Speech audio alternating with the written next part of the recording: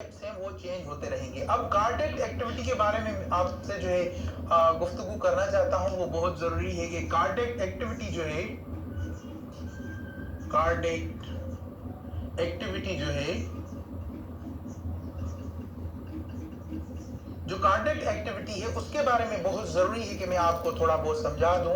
Cardiac activity visualize on 6th week, ठीक है। जब फीटल पोल बन जाता है तो कार्डियक एक्टिविटी भी लाजमी नजर आनी चाहिए। जब फीटल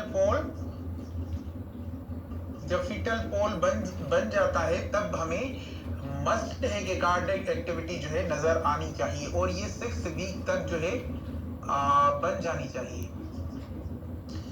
और ये लाजमी से जो है नॉर्मल प्रेगनेंसी के अंदर हमें फीटल पोल के अंदर कार्डियक एक्टिविटी भी 6th वीक के अंदर जो है नजर आती है। एक्टिविटी विजुलाइज विद फीटल पोल, जब फीटल पोल मतलब कि बन चुका होता है तब हमें जो है ये एक्टिविटी विजुलाइज होती है।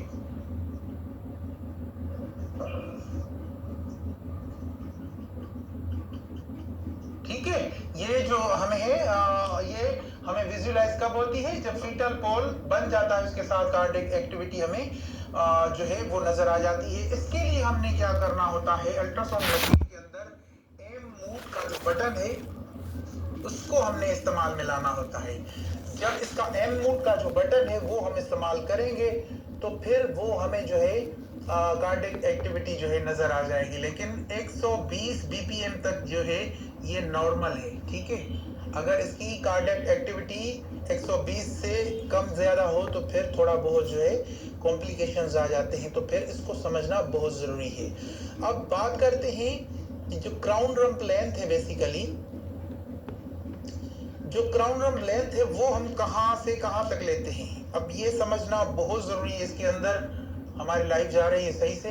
अब मैं इसको जो है खत्म कर रहा हूं क्योंकि क्राउन रम्प लेंथ के अंदर जो है चीजों को समझेंगे कि जो CRL सही नहीं आता, ना ही वो बिल्कुल बेंड हो तो फिर उसका जो है फिर भी CRL सही नहीं आता। तो ये चीजें समझिए, इन चीजों को अपने ऊपर इंप्लीमेंट कीजिए, इन चीजों को अपने ऊपर जो है गौर